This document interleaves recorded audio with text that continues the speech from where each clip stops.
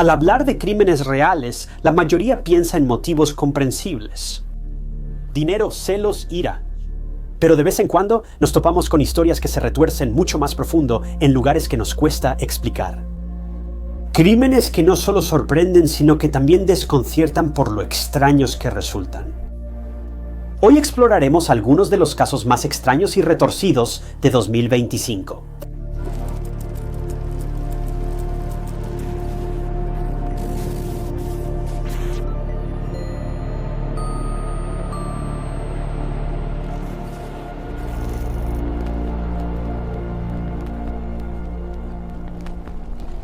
El 13 de noviembre de 2000, un empresario en Breslavia salió de su oficina y aparentemente desapareció.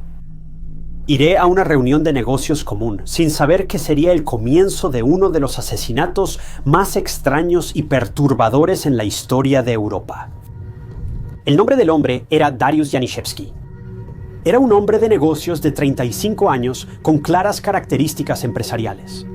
Ambición es hacerte esfuerzo. Esforzarse por hacerlo mejor, ser mejor, ya entiendes la idea. Dariusz era un esposo, hijo y colega amoroso. Y aunque dirigía un negocio exitoso, era cuidadoso con el dinero y meticuloso con los detalles. No era un gastador imprudente y fue un gran líder. Dirigía una agencia de publicidad y esa mañana recibió una llamada de un supuesto cliente potencial. Querían reunirse para hablar sobre una nueva campaña. Para Darío esto no era inusual. Recibía estas llamadas todo el día, todos los días, así que no le generó ninguna duda y aceptó reunirse con el cliente. Pero lo que Darío no sabía era que esta sería la última llamada que contestaría en su vida.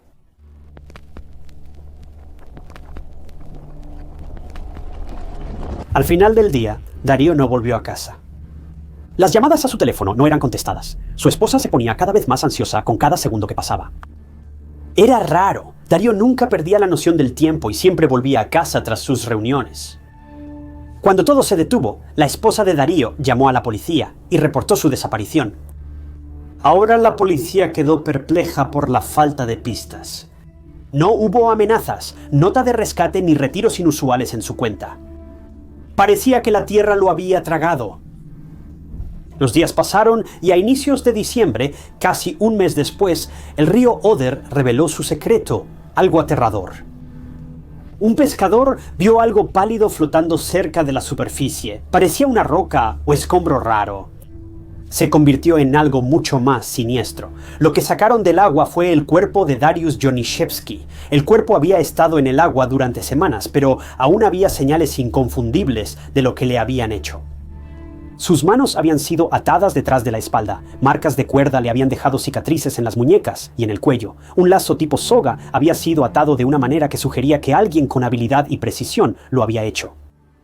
No solo lo habían matado, este hombre había pasado por un infierno literal y, trágicamente, no pudo regresar. El forense concluyó que fue golpeado, no alimentado y arrojado al río. Un objeto pesado había sido atado a su cuerpo para asegurarse de que permaneciera oculto bajo la superficie. Alguien claramente quería que el cuerpo de Darío permaneciera en las profundidades turbias del río, pero eso no sucedió. La pregunta era simple: ¿quién querría que Darío desapareciera y por qué?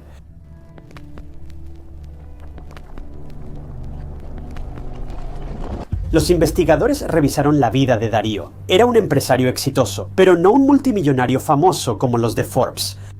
No era un objetivo de rescate ni tenía deudas. No tenía ningún vínculo con el crimen organizado ni con gente sospechosa. No era el tipo de hombre que hiciera enemigos, solo manejaba su negocio y tenía una vida tranquila en casa, y eso era básicamente todo. Así que el caso se enfrió. El expediente estuvo acumulando polvo durante años. Parecía que Darío sería otro asesinato sin resolver en Polonia, donde los recursos eran escasos y estos casos muy comunes. Pero entonces sucedió algo inusual. 3 años después, en 2003, llegó una novela a las librerías. Se llamaba Emek y fue escrita por un hombre llamado Christian Bala. Era una ficción experimental, oscura y cínica, con filosofía nihilista y personajes retorcidos. Entre sus páginas había una escena que llamó la atención de alguien. El libro narraba un asesinato. Un hombre fue secuestrado, atado, torturado y arrojado a un río. Hasta la forma de atar los nudos era igual a la que usaron con Darío. Al principio parecía coincidencia, pero había algo en los detalles y la precisión. Coincidían con cosas que solo el asesino sabría. Mira, con la información que la policía hizo pública, simplemente no había manera de que el libro entrara en los detalles minuciosos de cómo ocurrió este asesinato ficticio sin algún nivel de conocimiento interno.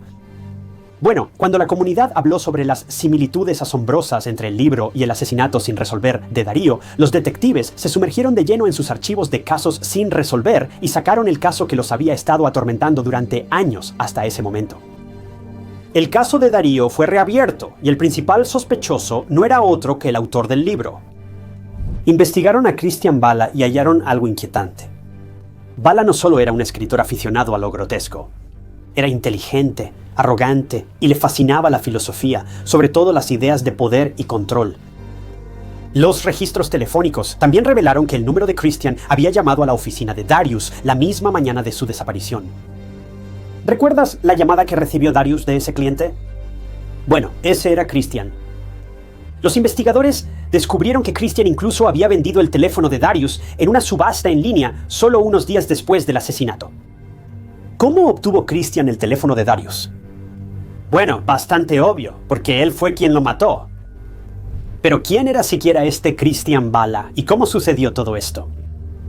Bueno, una vez fue estudiante de filosofía, Christian tenía fama de ser brillante pero perturbado. Sus amigos lo describían como encantador en apariencia, pero obsesionado con el dominio, el control y lo que él veía como el juego de la vida. Le gustaba desafiar límites, incomodar y pensaba que era el más inteligente del lugar. Narcisismo en su máxima expresión, para decirlo simplemente. Pero aquí está el asunto. Christian no era ambicioso por el dinero. No fue por venganza. Para Christian, el asesinato de Darius era algo distinto. Un ejercicio intelectual y morboso. Un crimen cometido no por necesidad, sino por la emoción del poder, y más tarde plasmado en libros de literatura para que la gente lo lea. También se descubrió que Christian había contratado a un investigador privado para vigilar a su esposa separada, y resultó que su esposa salió en una cita nada menos que con Darío. Entonces, ¿el asesinato fue una combinación de su retorcido deseo de matar por dominio y los celos? ¿O fue más bien solo una de esas dos razones? Bueno, de cualquier manera, la novela de Christian, Amok, se convirtió en su propia confesión, en su propia caída. En 2007, Christian Bala fue juzgado por el asesinato. Los fiscales presentaron las pruebas, la llamada telefónica, el hecho de que tenía el teléfono de Darius y la inquietante coincidencia entre la realidad y la ficción. Además, la fiscalía presentó un posible motivo: los celos. La defensa afirmó que fue coincidencia y que Christian solo se inspiró en un caso real leído en el periódico. Pero el jurado no lo creyó. El libro no parecía escrito por alguien que solo tenía una idea vaga sobre el crimen al que hacía referencia. El libro entraba en detalles espeluznantes, sobre todo, incluso sobre cómo se ataron las cuerdas para inmovilizar a la víctima. Narraba paso a paso un crimen que el autor cometió. La verdad era más que clara, y por suerte, los tribunales estuvieron de acuerdo. Christian fue sentenciado a 25 años de prisión. Pero incluso con la condena, la inquietante pregunta permanece. ¿Qué fue exactamente lo que le pasó a Darius el día de su fallecimiento? Sabemos que salió de su oficina esperando una reunión. Sabemos que fue atraído, probablemente por Christian mismo, y sabemos que fue llevado con vida. Desconocemos sus últimas horas.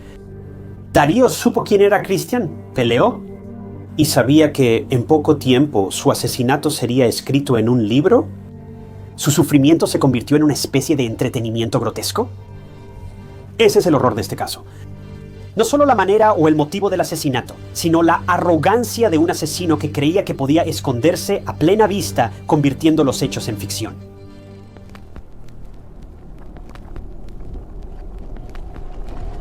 El 2 de mayo de 2001, en la avenida Drummond, Chevy Chase, Maryland, Leslie Prier, de 48 años, fue hallada sin vida y herida en el baño principal. Ella trabajaba en una agencia de publicidad, pero no fue a trabajar. Leslie fue esposa, hija, madre y una presencia cálida para sus seres queridos.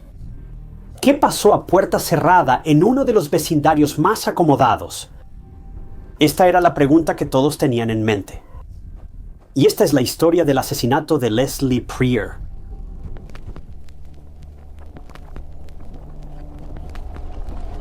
Leslie, de 48 años, se graduó de la preparatoria Pensacola y estudió en la Universidad de Florida. Sus amigos la describían como reflexiva e inteligente, lista y resiliente, además de sensible y amable.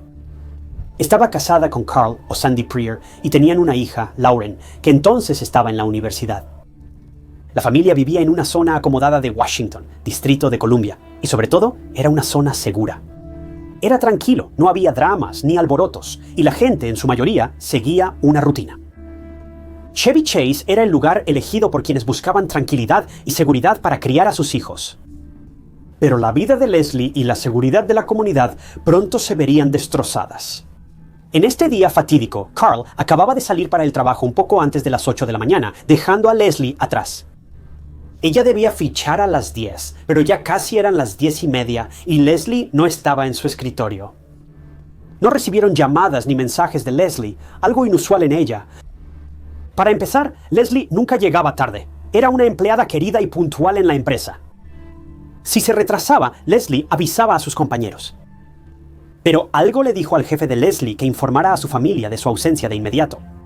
Y fue entonces cuando los nervios realmente se apoderaron de ellos, porque cuando Carl y Lauren llegaron a su casa, la puerta principal estaba sin seguro.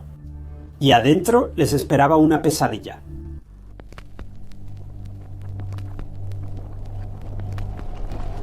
En cuanto abrieron la puerta de golpe, Carl y Lauren supieron que algo andaba muy mal. Había sangre por todo el pasillo y la casa parecía un matadero. El padre y la hija huyeron y llamaron al 911. Les dijeron que esperaran a la policía y, siendo sincero, esos fueron los momentos más largos de su vida. La policía llegó poco después y halló a Leslie sin vida en la regadera del baño principal, boca abajo, en un charco poco profundo de agua. Leslie fue asesinada. La autopsia mostró detalles desgarradores. No tropezó ni cayó. Alguien le quitó la vida con sus manos. Tenía ácido desoxirribonucleico bajo las uñas. Y en la casa había rastros de ácido desoxirribonucleico masculino no identificado. Ney, la comunidad quedó atónita. ¿Cómo pudo ocurrir un crimen así aquí y a alguien como Leslie? Los investigadores rápidamente se dieron cuenta de que esto no fue al azar. El asesino había elegido a Leslie como objetivo, y eso significaba que alguien cercano a ella, tal vez incluso alguien en quien confiaba, era el responsable. Los detectives revisaron su vida, pero ¿quién querría que ella desapareciera? No había sospechosos inmediatos. Al principio, su esposo Carl fue sospechoso, ya que solo él y Leslie estaban en casa antes del asesinato. Sin embargo, las pruebas de ácido desoxirribonucleico no lo implicaban y la policía no tenía pistas. Leslie no estaba involucrada en ningún negocio arriesgado, no tenía enemigos ni amantes celosos. La escena del crimen también parecía haber sido limpiada, o al menos alguien lo intentó, pero o lo dejaron a medio hacer o simplemente fueron interrumpidos. Durante los siguientes 16 años, el caso de Leslie permaneció sin resolverse. La policía tenía ácido desoxirribonucleico, pero no coincidía en el sistema CODIS. No había testigos, solo unas gotas de sangre dejadas por el asesino. Y en medio de la búsqueda de respuestas, el esposo de Leslie, Carl, también falleció en 2017. Murió sin saber qué le ocurrió a su esposa ni quién le hizo algo tan brutal. El tiempo pasó, y aunque fue doloroso para la familia Pryor no tener ningún cierre, el tiempo era justo lo que necesitaban, porque llevó a un avance notable en el campo de la ciencia forense, la genealogía genética. Para decirlo de manera sencilla, sin usar términos médicos largos y complicados, la genealogía genética es simplemente una forma de rastrear sospechosos a través del ácido desoxirribonucleico encontrado en la escena del crimen y compararlo con los familiares del sospechoso, acercándolos así un paso más a la identidad del asesino. Después de todo, si puedes rastrear el ácido desoxirribonucleico hasta la madre y el padre, y ellos solo tuvieron, por ejemplo, 2 hijos, bueno, sabes que el asesino debe ser uno de esos 2 hijos. Esto era como tirar al aire, pero pronto los investigadores tendrían respuestas.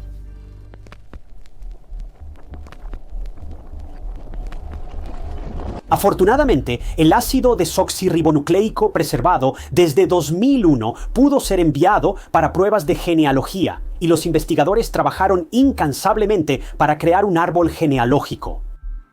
En septiembre de 2022, los investigadores hallaron una coincidencia de ácido desoxirribonucleico. La genealogía comenzó desde Rumania y terminó en Estados Unidos, y eventualmente llevaría a un gran avance en el caso sin resolver de Leslie. El perfil de ácido desoxirribonucleico señalaba a Eugene Glaker, exnovio y amor de secundaria de la hija de Leslie, quien vivía a 10 minutos de Lawrence Hall.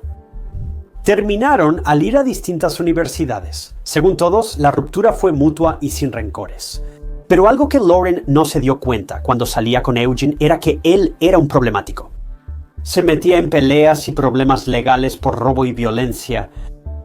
Ahora, la policía tenía a su sospechoso, pero necesitaban una muestra de ácido desoxirribonucleico del propio sospechoso para finalmente atraparlo y cerrar este caso de una vez por todas. Entonces los detectives hicieron una jugada astuta. En una revisión en el aeropuerto, Eugenio bebió agua de una botella de plástico y la tiró. La policía recibió y analizó la botella. En poco tiempo llegaron los resultados y fue una coincidencia del 100%. Eugene era su hombre.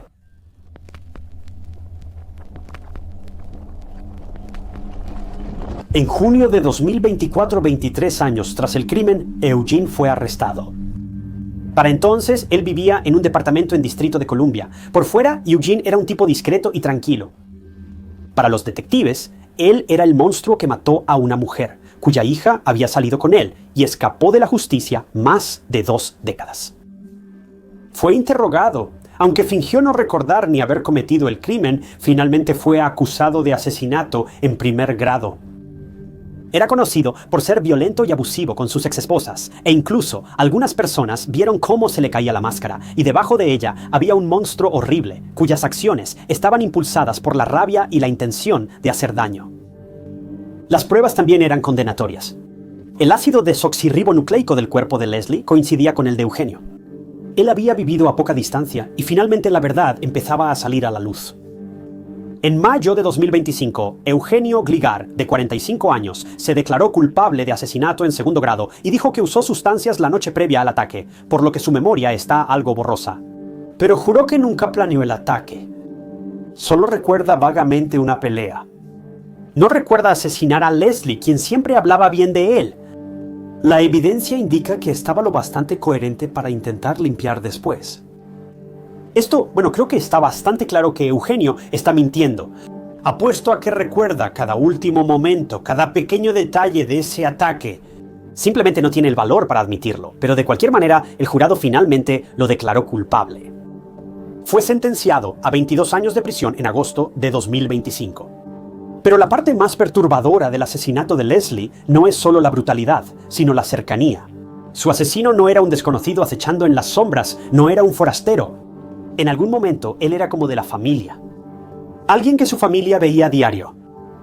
Durante años, los seres queridos de Leslie, sobre todo su hija, vivieron sin saber que el responsable estaba cerca, compartiendo las mismas calles y el mismo entorno. Esa traición permanece como una sombra sobre este caso. La justicia para la familia de Leslie llegó tarde, pero llegó. El ácido desoxirribonucleico que identificó a Eugene trajo cierre tras décadas de tormento. Sin embargo, las preguntas permanecen. ¿Por qué Leslie? ¿Qué pasó al final para que Eugene perdiera el control? Quizá nunca sepamos toda la verdad.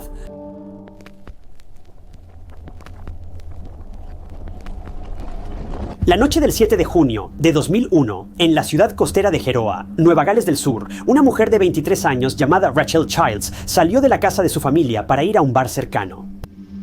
Horas después, su cuerpo fue hallado en un camino desolado, quemado y golpeado. El asesinato de Rachel impactó a Australia y al mundo. No solo por su brutalidad, sino también por el misterio que duró décadas después. ¿Quién la mató? ¿Qué querían? ¿Y por qué le robaron los dedos?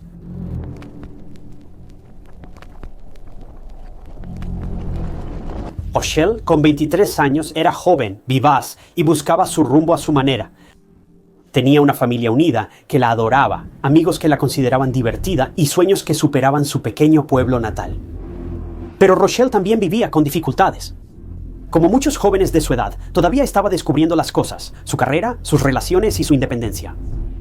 A veces tenía conflictos con sus padres y a veces cambiaba de trabajo, pero aún así era amada, era vibrante y tenía todo por qué vivir.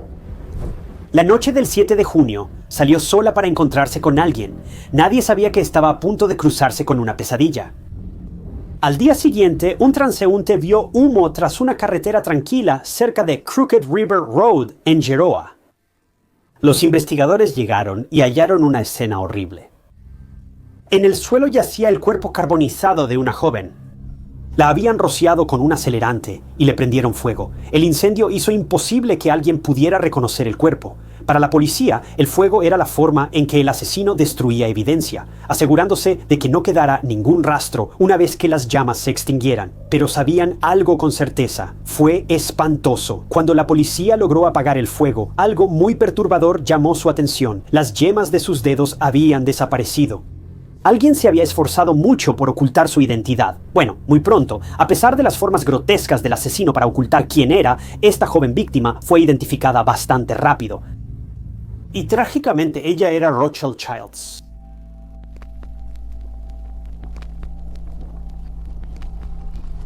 La brutalidad de la escena indicó a los detectives que no fue algo al azar ni un robo fallido, sino algo calculado. La falta de yemas en sus dedos indicaba algo escalofriante. El asesino evitaba su identificación. ¿Pero por qué? Rochelle no era criminal ni llevaba una vida secreta. Si algo caracterizaba a Rochelle era que no tenía secretos.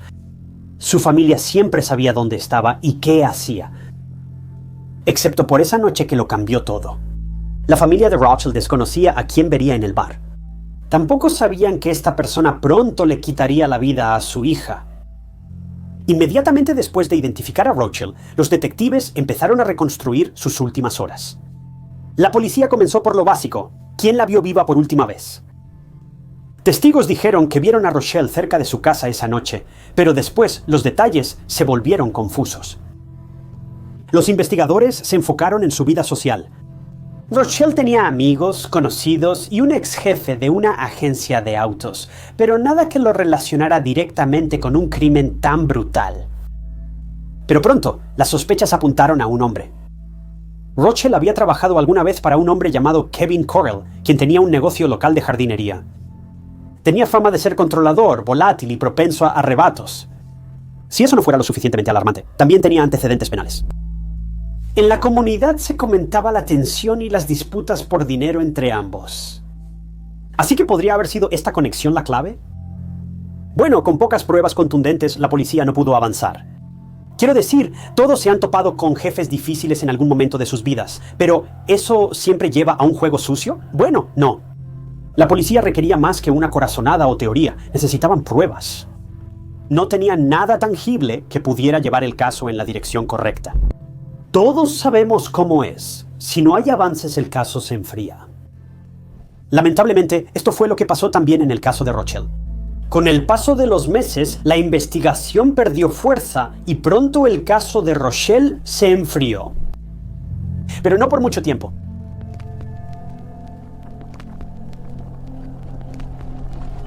Durante años, la familia de Rochelle pidió respuestas, organizó vigilias, habló con medios y exigió acción. La investigación se estancó. Sin avances forenses ni testigos, los detectives tenían poco a qué aferrarse. Su madre dijo que era como vivir con un agujero en el pecho. Cada cumpleaños y aniversario pasaba sin justicia. Pero más de 20 años después, ocurrió un hecho escalofriante. En 2025, se informó que Kevin Carroll, ex jefe de Rochelle y persona clave en su caso, fue hallado muerto en un hotel en Tailandia.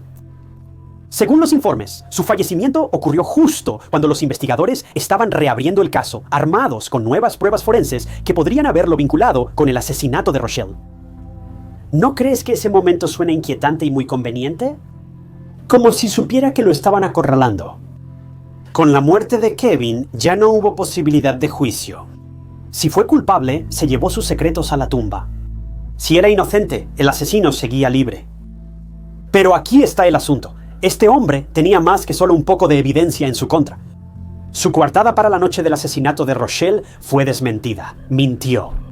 Se rumoreaba que él intentó conquistar a Rochelle prometiéndole un auto deportivo lujoso. También se negó a responder varias preguntas importantes relacionadas con su desaparición. No mintió, solo se negó a responder. Pero la prueba más incriminatoria, por mucho, es la situación de la yema del dedo. Kevin habló de las yemas de los dedos cortadas de Rochelle con al menos 3 personas. Lo más importante es que la policía aún no había revelado que le cortaron las yemas de los dedos. Entonces, ¿cómo pudo saberlo Kevin?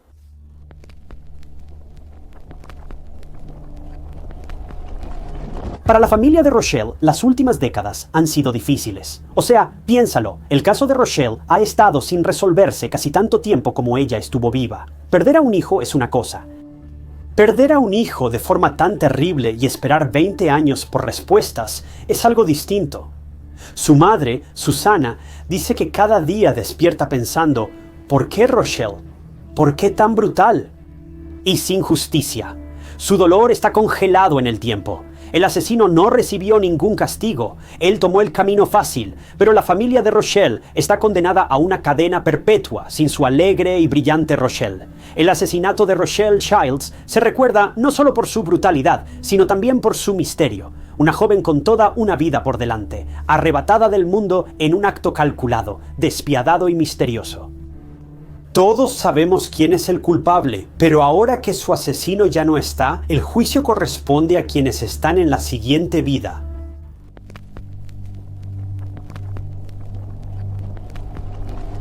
El 18 de abril de 2016 en Midlothian, Texas, la instructora de fitness Missy Bevers abrió una iglesia antes del amanecer. Ella se estaba preparando para su campamento de entrenamiento matutino, algo que ya había hecho decenas de veces antes. Pero esta vez, sin que Missy lo supiera, alguien estaba observando cada uno de sus movimientos. Y peor, esperaban el momento ideal para atacar.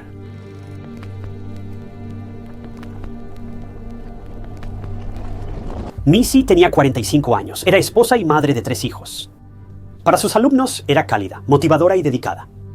Ella basó sus clases de bootcamp en fuerza, resiliencia y positividad. Pero detrás de esa determinación alegre había grietas en su vida personal. Su matrimonio se desmoronaba, el dinero escaseaba y todo estaba en su peor momento.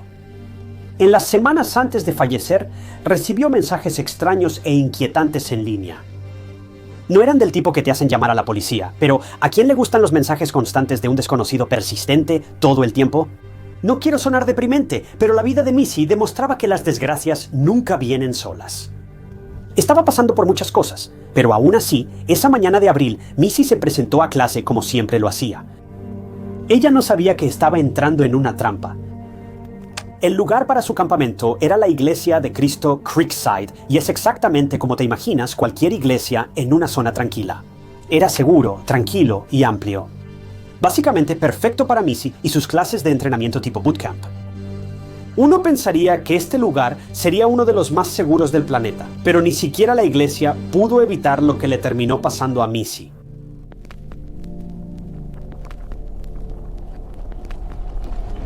A las 4:16 de la mañana, la camioneta de Missy entró al estacionamiento. Entró a la iglesia con tapetes de ejercicio y su equipo habitual. Esta fue la última vez que se le vio con vida. Poco después, los estudiantes llegaron y a las 5 de la mañana entraron al edificio, hallándola en el suelo, rodeada de vidrios rotos y sangrando mucho. Sin advertencia ni aviso, Missy Bevers fue asesinada. Fue atacada brutalmente, con heridas en cabeza y pecho, sin señales de agresión sexual. No se había llevado nada de gran valor, pero el ataque parecía personal, íntimo y lleno de rabia. La policía revisó enseguida las cámaras de vigilancia y halló la grabación que se volvió la parte más confusa e infame del caso. Verás, las grabaciones de vigilancia dentro de los pasillos de la iglesia revelaron a quién la policía creía que era el perpetrador.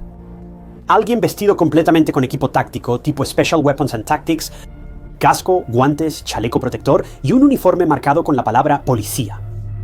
No tenían prisa, ni estaban nerviosos. Se movían despacio y de forma casual por la iglesia. Por las imágenes, parece que daban un paseo tranquilo. Sabían muy bien que no los iban a atrapar, y estaban buscando aprovechar esta oportunidad. Vieron a esta persona pasear como a las 3:50 de la mañana. En un momento, rompieron una ventana de vidrio con lo que parecía ser un martillo. Después, abrieron puertas y revisaron como buscando algo. La figura parecía encajar ahí, como si tuviera todo el tiempo. El intruso llevaba casi media hora en el edificio, antes de que llegara Missy. «Esperando», No fue un robo, fue una emboscada. Pero ¿quién era esta persona con el equipo táctico? El traje parecía real, tenía insignias de SWAP de la policía y la forma de caminar típica de quien usa uniforme. Pero los investigadores notaron inconsistencias. El equipo era grande y casi no le quedaba. Caminaba de forma inusual, con los pies hacia adentro y algo torpe. La persona caminaba y se detenía como para estabilizarse antes de seguir.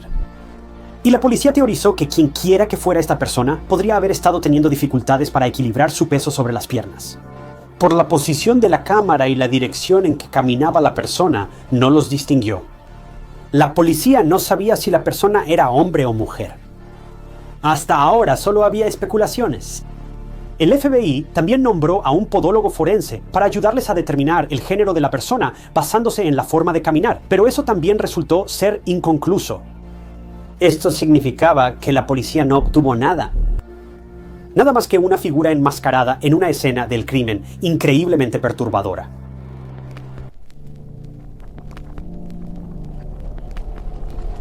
Los investigadores primero sospecharon de Brandon Bevers, esposo de Missy, pero él estaba en un viaje de pesca la mañana del asesinato y su coartada fue confirmada. Aunque su matrimonio era inestable y Missy intercambiaba mensajes con otro hombre, lo que sugería un posible motivo, no se llegó a ninguna conclusión.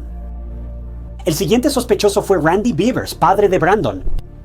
La sospecha recayó brevemente en él tras reportar un empleado de la tintorería que dejó ropa ensangrentada días después del asesinato. Tras varias pruebas forenses, los investigadores concluyeron que la sangre era de un perro, no de Missy. Finalmente, los detectives consideraron otra posibilidad. Missy había sido atacada por un rival celoso o un amante rechazado. Los amigos describieron a Missy como atractiva, extrovertida y carismática, cualidades que podían inspirar tanto admiración como resentimiento. Los mensajes en línea también sugerían acoso o acecho, pero ninguna pista resultó en arrestos. La grabación sigue siendo la evidencia más inquietante. El intruso, disfrazado de policía, caminaba por los pasillos de la iglesia. El público analizó cada cuadro. ¿La figura cojeaba? ¿Era hombre o mujer? Algunos decían que los movimientos eran femeninos. Otros señalaban la estatura, aproximadamente entre 1,60 y 1,73, y argumentaban que coincidía con varias personas del círculo de Missy. Pero nadie podía decirlo con certeza. Ha habido muchas pistas en el caso, y la policía investigó cada una de ellas.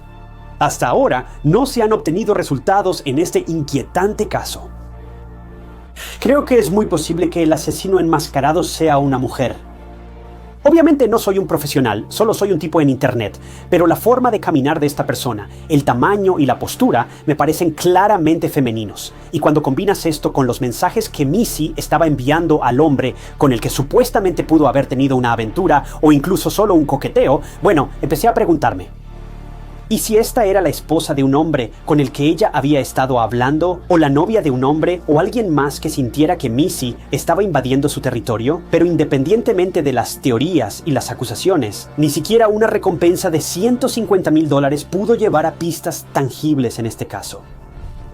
Se cree que el agresor y Missy se encontraron en la iglesia cuando ella sacaba cosas de la cajuela, y el atacante la agredió brutalmente con un martillo sin que Missy supiera lo que ocurría. Solo Missy, que ya no está, el asesino libre y las paredes de esa iglesia saben lo que ocurrió la madrugada del 18 de abril de 2016. El caso de Missy sigue sin resolverse y el asesino sigue prófugo.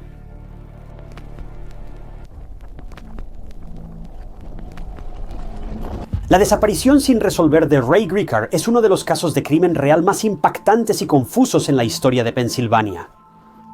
Ray Gricar, quien alguna vez fue un fiscal de distrito muy respetado, desapareció de manera repentina y trágica en 2005 después de salir a conducir para despejar su mente tras una larga semana de trabajo. El único problema es que Ray nunca regresaría. Su computadora portátil fue encontrada más tarde en el fondo de un lago, pero el disco duro misteriosamente no estaba, lo que llevó a muchas personas a creer que había mucho más en Ray de lo que parecía.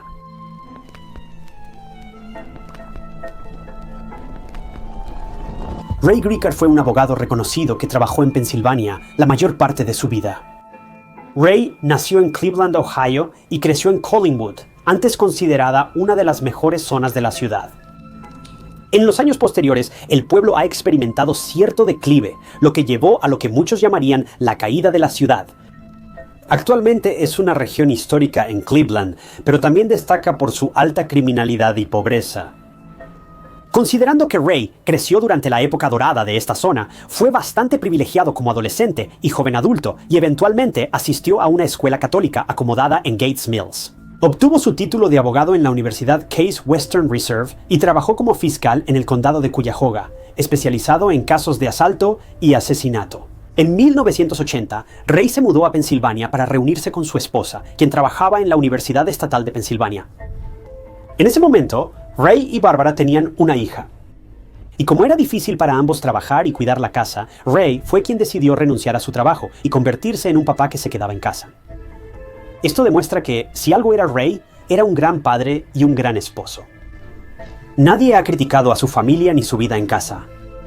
Era un hombre que parecía haber puesto a la familia en primer lugar en todos sus esfuerzos. Todo se volvió más extraño cuando Ray, sin previo aviso, empacó su auto y desapareció, dejando atrás a su familia, amigos y un gran misterio.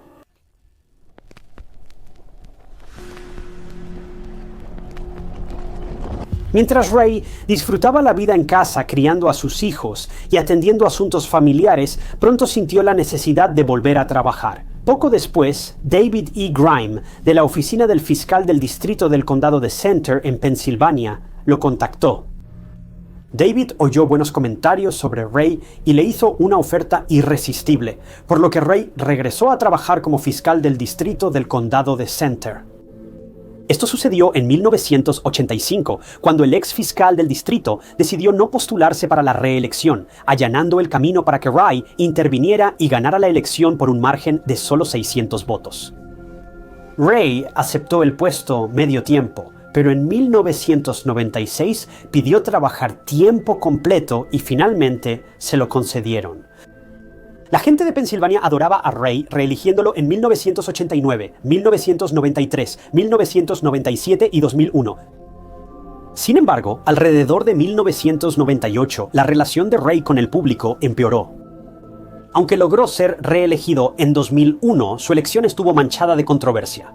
En 1998 surgieron noticias sobre Jerry Sandusky, entrenador asistente de fútbol americano en Penn State. Para aquellos de ustedes que quizá no lo sepan, Jerry Sandusky es un nombre que ahora ha quedado marcado en lo más bajo del mundo del fútbol americano. Aunque Jerry pudo haber sido un gran entrenador por mérito propio, tenía muchos secretos oscuros que escondía a puerta cerrada, 52 secretos para ser precisos. Jerry había estado aparentando ser un hombre de familia, un buen tipo en todos los sentidos. Pero, como resultó ser, había sido acusado por innumerables niños tenía una fijación con ellos. En 2011 fue declarado culpable de 52 delitos contra menores. Recibió una condena de 30 a 60 años de prisión. Quizá te preguntes por qué y cómo Ray Gricar está en este lío. Bueno, resulta que supuestamente Ray ya sabía de estos crímenes desde 1998 y le pidieron a Ray que presentara cargos contra Jerry, pero él se negó. Según Ray, simplemente no había suficiente evidencia contra Jerry en ese momento, así que dejó pasar el caso. Con los años, los detalles de esta situación se han desvanecido y en gran parte se han perdido. Así que no puedo decir con certeza si Ray estuvo equivocado aquí o no. Ray pudo haber tenido razón. Puede que no hubiera ninguna evidencia en ese momento. Simplemente no lo sabemos. Sabemos que los crímenes estaban ocurriendo, eso es obvio, pero si no hay suficiente evidencia para una condena, no hay razón para iniciar una demanda que está garantizado que fracase desde el principio. Por suerte, la evidencia contra Jerry creció con los años y terminó en prisión. Sin embargo, esto hizo que muchos dudaran de la integridad de Ray Gricar como abogado. Algunas personas incluso creen que esto pudo haber sido lo que llevó a la eventual desaparición de Ray. Tal vez fue una venganza por parte de los padres de una de las víctimas. Algunos creen que Ray no desapareció por su propia voluntad, sino que creen que fue asesinado.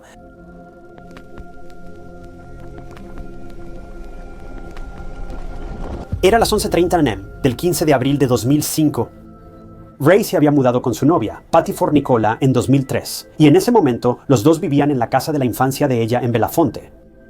Esto ocurrió después del divorcio de Ray y su esposa, alrededor de 2001. Ese día, Ray llamó a Patty para avisarle que daría una vuelta en auto por Brush Valley, cerca de Center Hall. Esto era normal para Ray. Sus conocidos decían que le gustaba manejar largas distancias para relajarse y pensar. Supuestamente era algo que hacía con bastante frecuencia. Ese día, el paseo de Ray lo llevó mucho más lejos de lo esperado y nunca volvió a casa. Ray debía estar en casa para cenar esa noche, pero no volvió. Patty esperó y esperó a que él regresara o al menos llamara, pero nunca supo nada de él. Al anochecer, Patty se preocupó y lo reportó como desaparecido. A los investigadores les tomó casi 24 horas hallar una pista sobre el paradero de Ray. Buscando en zonas donde había conducido ese día, recibieron una pista. Su auto estuvo estacionado afuera de una tienda de antigüedades en Lewisburg. Al revisar el auto de Ray, los detectives solo hallaron su celular. Sabían que ese día él llevaba su computadora portátil, su cartera y las llaves del auto, pero todos esos objetos estaban desaparecidos. Curiosamente, los oficiales no hallaron pruebas de juego sucio en la escena. Era realmente extraño. No había señales de una pelea y no había evidencia que dejara a la policía inquieta. Bueno, aparte del hecho de que Ray había desaparecido en el aire sin explicación alguna. No había nada, así que Ray se fue voluntariamente, solo llevó su laptop y cosas personales. O al menos eso parecía.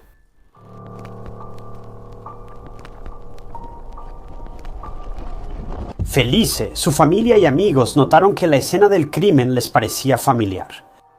No les tomó mucho tiempo darse cuenta de que las circunstancias en las que se encontró el auto de Ray les traían recuerdos muy dolorosos del pasado.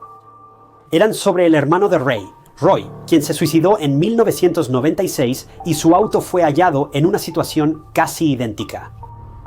El hermano de Ray salió un día de mayo del 96, supuestamente para comprar unas bolsas de mantillo, pero nunca regresó a casa. Días después, su auto apareció abandonado en Dayton, Ohio, cerca del río Great Miami. Según informes, Roy se quitó la vida saltando de un puente al lago tras años de depresión, lo cual es devastador. El auto de Ray estaba muy cerca del río Susquehanna, por lo que la policía sospechó que pudo haberse quitado la vida. Esto los llevó a buscar exhaustivamente en el río, pero no hallaron rastro de Ray ni de sus pertenencias. Más tarde, la policía trajo perros rastreadores y los hizo buscar en el área cerca del auto de Ray, y encontraron algo realmente extraño. Afirmaron que los perros rastreadores indicaron que Ray se reunió con alguien ese día y pudo salir del sitio donde hallaron el auto en otro vehículo. Entonces, ¿Ray se fue a algún lugar con otra persona? La policía estaba desconcertada, por lo que el Departamento de Policía de Pensilvania pidió ayuda al FBI. Luego, el FBI obtuvo acceso a las cuentas bancarias de Ray, los estados de cuenta de sus tarjetas de crédito, los registros de su teléfono celular y cada otro aspecto de su vida personal. En última instancia, no encontraron pistas ni nada que pareciera sospechoso. Ray tenía buena situación financiera, su vida en orden y planeaba jubilarse ese año. Por razones desconocidas, desapareció antes de disfrutar sus años dorados. Pasaron meses antes de que el caso avanzara. El 30 de julio, unos pescadores iban por el río Susquehanna y encontraron algo en el fondo, bajo un puente entre Lewisburg y Milton. Creo que este es el mismo puente cerca del auto de Ray, del que la policía temía que él se hubiera lanzado. Pero no me cites en eso. Al mirar de cerca, los pescadores vieron que era una laptop. ¿Pero podría ser la laptop de Ray? Bueno, esto solo podría ser respondido por la policía. Los oficiales llegaron para recoger la laptop como evidencia, pero se toparon con un problema. La policía notó que faltaba el disco duro. Esto fue interesante por dos razones. La más obvia es que parecía haber algo en ese disco duro que alguien quería acceder o destruir. Meses antes de su desaparición, Ray preguntó a varias personas cómo borrar su disco duro para evitar que encontraran o rastrearan su información. Cuando Patty le contó esto a la policía, reveló que el historial de búsqueda en su computadora de casa también hacía alusión a algunas actividades bastante sospechosas. Él investigó cómo freír y destruir un disco duro, además de daños por agua a una laptop. Cabe mencionar que estas búsquedas ocurrieron solo unas semanas o meses antes de que él desapareciera. Aunque no sabemos mucho con certeza, parece que Ray Gricar ocultaba algo en su laptop que, por alguna razón, el mundo no podía descubrir. Pero si eso no fuera raro, las cosas iban a empeorar.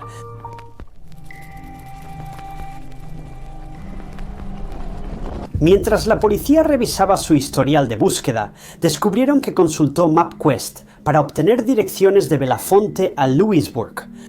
Ray ya había hecho ese viaje muchas veces antes. Conocía el camino perfectamente. ¿Por qué ahora necesitaría direcciones? Bueno, la única explicación posible podría ser que estaba buscando estas direcciones para poder imprimirlas para alguien más. El caso se complicó cuando los investigadores registraron el auto de Ray en busca de pruebas. En el auto hallaron ceniza de cigarro en el piso. También notaron un fuerte olor a cigarro dentro del auto. Esto era raro porque Ray no fumaba y además odiaba el olor a cigarro, algo que sus amigos sabían. Así que la policía teorizó que alguien más debió haber estado en el auto con él ese día. Todo esto se volvió más plausible cuando, solo unos meses después, alguien encontró un misterioso disco duro sin marcas en la orilla del río Susquehanna, a solo 100 yardas de donde se encontró la laptop de Ray bajo ese puente y también cerca de donde se encontró su auto. Desafortunadamente, la policía no pudo determinar con certeza si este disco duro realmente le pertenecía a Ray, pero parece un poco sospechoso que se haya encontrado tan cerca de su laptop. Si ese no fuera el caso, quiero decir, no es común que alguien simplemente encuentre un disco duro tirado en el río. Bueno, la policía envió el disco duro a un equipo de expertos con la esperanza de recuperar algunos datos del dispositivo, pero estaba demasiado dañado y no se pudo recuperar nada, ni un solo archivo. Con esto, una vez más, la policía se quedó sin nada.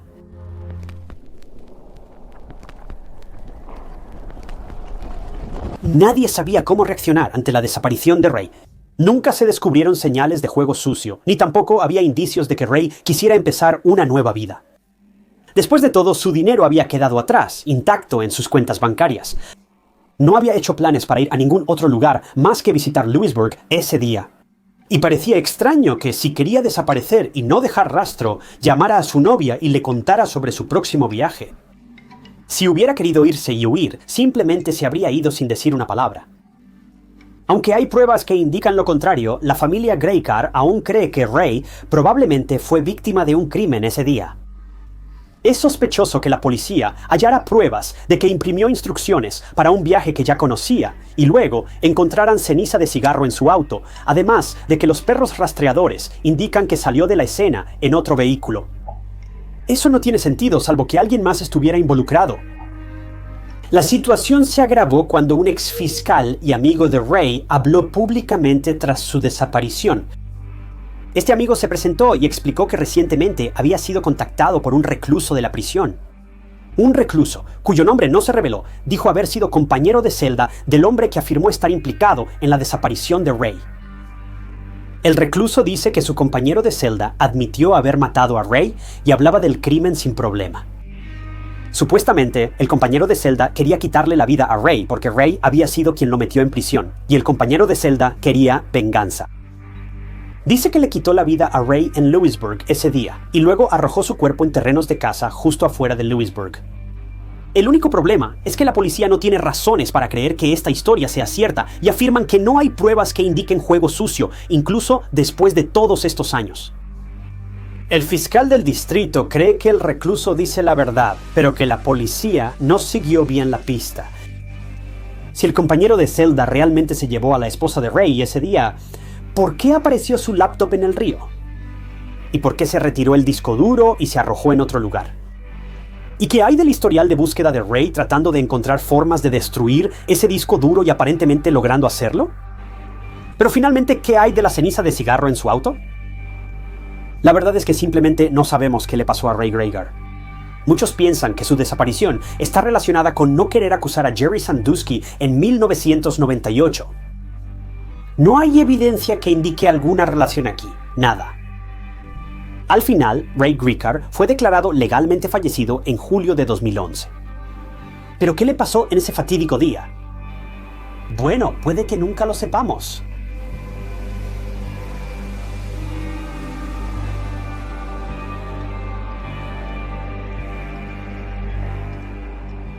Gracias por escuchar otro episodio de Historias de Crímenes Reales. Quiero dar un agradecimiento especial a algunos miembros del canal, incluyendo a Eric Robertson y Kirk Ingersoll. Si también quieres convertirte en miembro del canal, tendrás acceso a nuevos videos, a veces días o semanas antes de que se suban al público. Es una gran forma de apoyar el canal, y realmente aprecio a todos ustedes que han decidido hacerlo. Para unirte, haz clic en el botón debajo del video o usa el enlace en la descripción. Recuerden, la camiseta de True Crime Stories nunca es un maniquí, ya está disponible en el enlace de abajo.